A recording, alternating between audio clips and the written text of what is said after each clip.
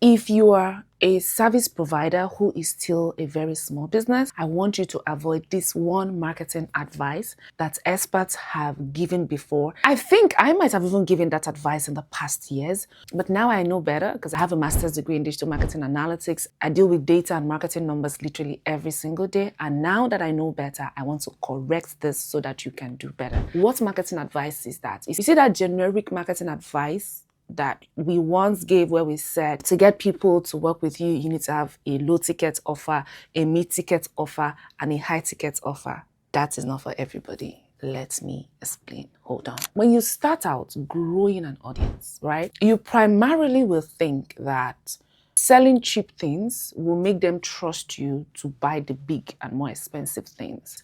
It can be very dicey, and it's something you might want to avoid completely from the get-go. My recommendation for you who is a service provider is to please have a premium service that you offer. That if you had 3 people work with you in a month, 5 people work with you in a month, you will break even and run a very profitable business. When you have delivered results for those 3 or 5 people consistently for a period of 3 to 6 months, you now know their problems well enough to figure out the part of the problems that you can create cheaper products for, so that you can continue working with the quality of people who can afford your premium services while attending to the people who cannot afford to pay you a premium with your courses and mid-ticket products and offers that do not require your time like the premium delivery of the service requires your time.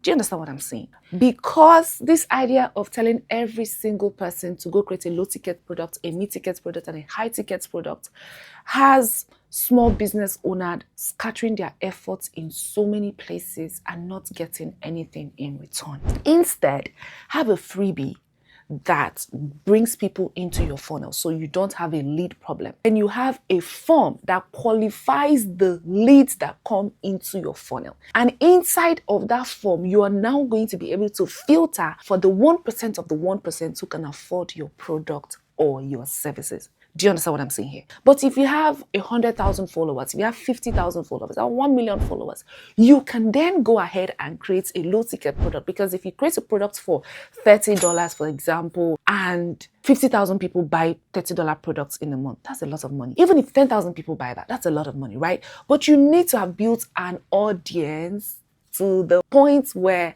that number of people can afford to buy $30 from you.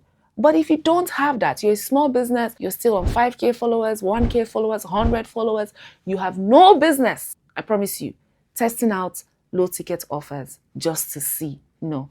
Start with high ticket, qualify your leads, be sure of who you're speaking to, and then when you've built results, you now know the sweet spot in that business and where you can automate, build the lower tiered products. I hope this video helps you today as a small business owner.